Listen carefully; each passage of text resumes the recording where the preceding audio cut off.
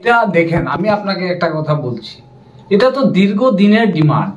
Roman স্ক্রিপ্টটা ৪৫ বছর ধরে যারা ভাষা প্রেমী ওনারা আন্দোলন করে আসছে, যার যার মাদার ল্যাঙ্গুয়েজ। যেমন আমাদের মাদার ল্যাঙ্গুয়েজ বেঙ্গলি, তিপ্রাসাদের মাদার ল্যাঙ্গুয়েজ হলো রোমান স্ক্রিপ্ট। এটা নিয়ে তো আপনারা দেখছেন যে আজকে ৪৫ বছর ধরে হচ্ছে, এবং এটা তো খুব ইম্পর্টেন্ট। এর আগেও টিএসএফ, যেটা ত্রিপুরা স্টুডেন্ট ফেডারেশন, ওনারা বন্ধ কল করেছিল এবং এই বন্ধটাকে আমি সাপোর্ট করেছিলাম, আপনারা জানেন। এবং বন্ধ শান্তিপূর্ণভাবে সাকসেসফুল হয়েছিল, কারণ টিএসএফ এর যিনি প্রেসিডেন্ট, যিনি সম্রাট দেববর্মা, এবং জিএস আছে ওনার যে সেন্ট্রাল কমিটি, ওনার সাথে আমাদের প্রত্যেক সময় আমার কথা হয় এবং ওনার সাথে আমার দীর্ঘ, এবং এই যে আমাদের মহারাজা প্রদ্যুৎ কিশোর দেববর্মন, উনি মহারাজার সাথেও আমার সবসময় এই যে তিপ্রাসাদের একটা বিভিন্ন দাবি দেওয়া, এবং এখন যেটা বর্তমান সিচুয়েশন, যেটা রোমান স্ক্রিপ্ট, এটা নিয়ে তো প্রত্যেক সময়ই প্রতিবাদ হচ্ছে। এবং কিছুদিন আগেও আপনারা দেখেছেন মধ্যশিক্ষা পর্ষদে একটা টিম জয়েন্টলি আমাকেও বলেছিল, আমি একটা বিশেষ কারণে আমি যেতে পারিনি, কিন্তু ওনাদের সাথে আমার ফুল সমর্থন আছে এবং আমি সবসময় সাপোর্ট করে থাকি।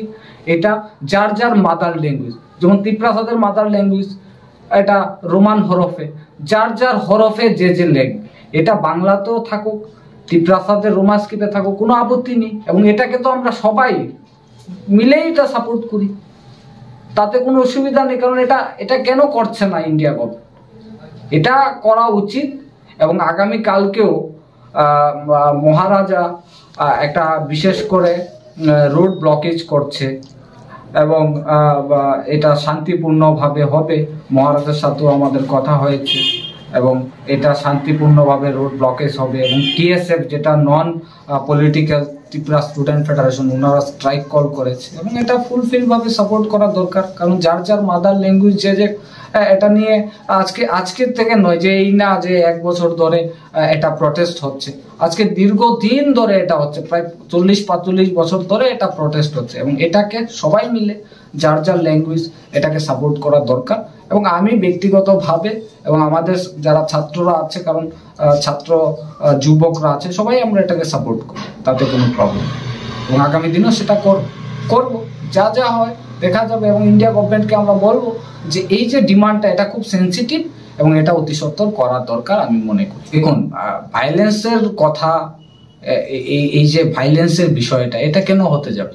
শান্তিপূর্ণ প্রটেস্ট হবে, শান্তিপূর্ণ আন্দোলন হবে, গণতান্ত্রিকভাবে যা করার আমরা সবাই মিলে এটা করব। সবাই মিলে এটা তো সবাই সাপোর্ট করছে, সব স্টুডেন্ট উইংস। এবং আমিও একজন ছাত্র, এবং ছাত্র সংগঠন আপনারা জানেন, আমি দীর্ঘদিন ছাত্রদের সাথে আমি সবাই দলমত নির্বিশেষে আমি লড়াইটা করেছি।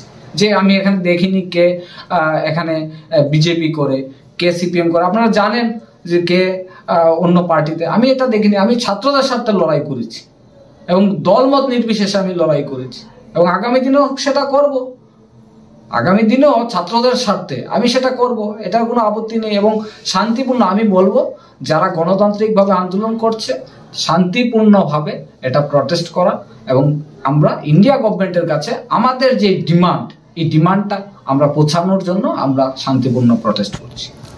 এবং বিশেষ করে আমি বলছি, এই যে রোমান স্ক্রিপ্টটা, এটা একটা অপশন রাখলেই হয়।